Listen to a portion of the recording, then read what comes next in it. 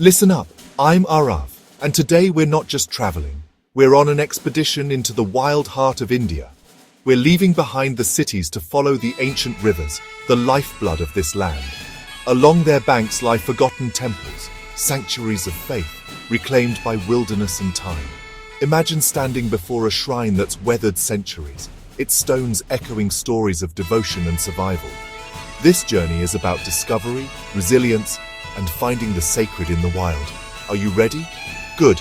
Let's see what wonders India's riverbanks have been hiding. Our first stop, the Bateshwar Temple Complex, perched on the edge of the wild Chambal River. The journey here is no joke. Ravines, legends, and a landscape that feels untouched by time. Over 200 Shiva shrines cluster together, many once buried and forgotten, now standing as a testament to endurance.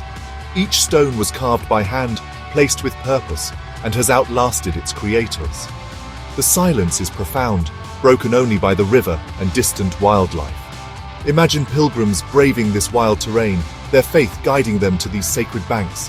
The Chambal is home to endangered gharials and river dolphins. Every step here is a calculated risk. The temples, battered by invasions and floods, still stand as silent guardians. Some are perfectly preserved, others are mere skeletons, half swallowed by earth.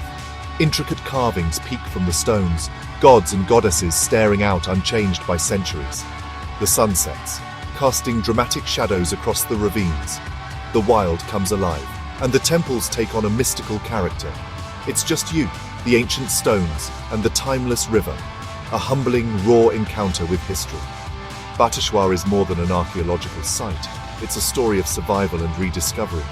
These ruins teach us that beauty can be found in what's lost, and that the most sacred places demand the most from us. Our journey has just begun, but the bar is set high. On to the next challenge.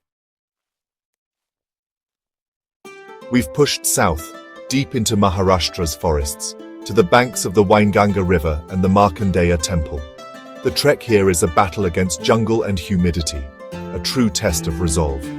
This temple is named for the sage Markandeya, who, legend says, cheated death through devotion to Shiva. The spiritual intensity is palpable. The air feels charged with centuries of faith. The main temple's Hemadpanti architecture is stunning, but it's the setting, cradled by the river, that truly awes. After the struggle to get here, the peace is a powerful reward. Carvings on the walls depict gods, dancers, and epic tales, acts of faith carved in stone. Pilgrims come to bathe in the Wainganga, believing its waters can wash away sins, just as it protected the sage.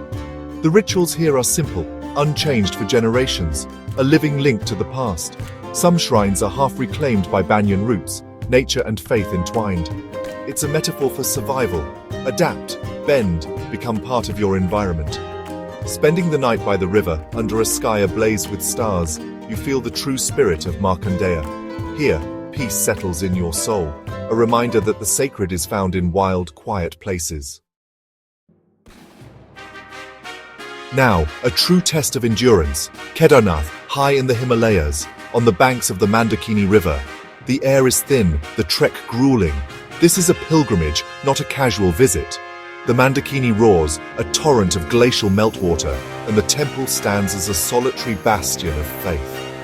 It survived avalanches, floods, and centuries of harsh winters, a miracle of devotion and engineering. The journey strips you down to your essence. Pilgrims of all ages push forward, united by faith. Reaching the temple, framed by snow-capped peaks, is a moment of pure awe.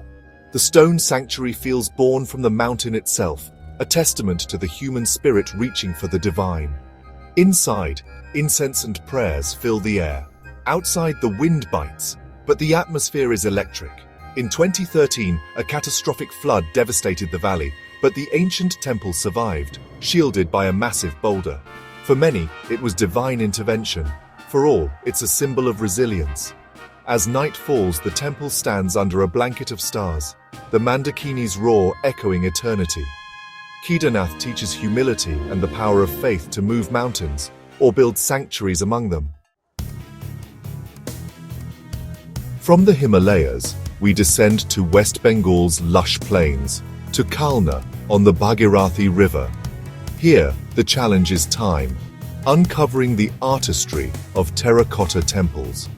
The Nabakailas complex, with 108 Shiva temples in concentric circles, is a geometric marvel meant for meditative walking.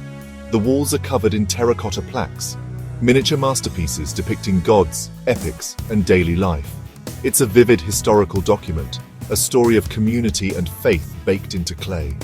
The Pratapeshwar temple, with its curved roof, echoes traditional Bengali huts, sacred architecture rooted in local culture. The river breeze and glowing terracotta invite quiet contemplation. These temples are fragile, surviving centuries of monsoons, a delicate heritage that could crumble without care. Kalna reminds us to protect not just grand monuments, but also these intimate, creative expressions of faith. Next, we reach Trimbakeshwar, at the source of the Godavari in Maharashtra's Brahmagiri Hills. The temple, built from black stone, is one of the 12 Jyotirlingas, sacred abodes of Shiva.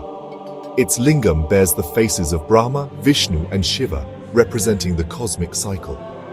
The real adventure is trekking up Brahmagiri mountain to the Godavari's humble source, a trickle that becomes a mighty river.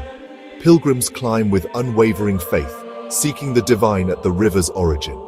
The Kushavata Kunda, a sacred pond, draws people seeking purification. Here, water is not just life, it's divinity.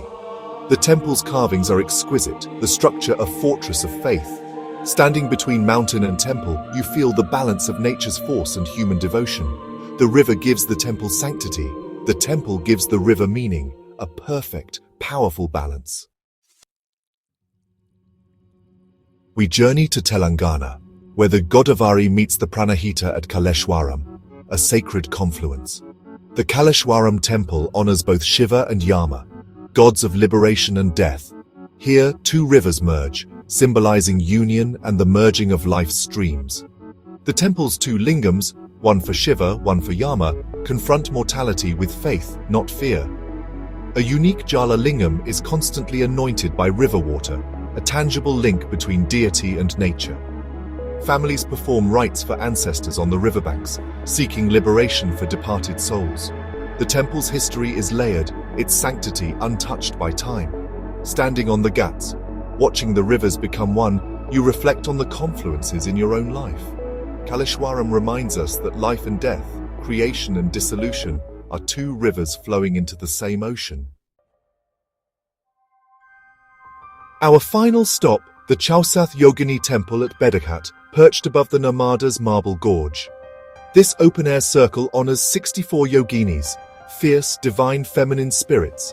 The temple's design is unique, a massive stone circle open to the sky, with niches for each yogini.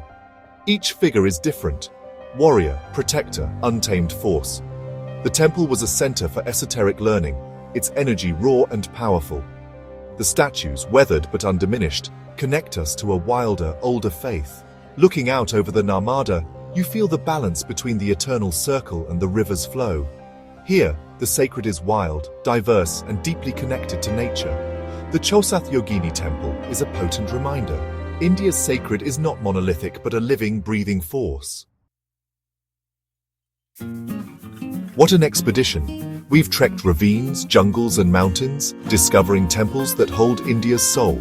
Each site is a living sanctuary, a story of survival and faith. If this journey moved you, subscribe and support more real, heartfelt explorations.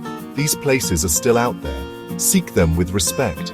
Tread lightly, listen to the silence, and learn from the rivers and stones. These are not just tourist spots, they're a fragile heritage. It's our responsibility to protect them for future generations. Stay curious, stay wild, and never stop exploring.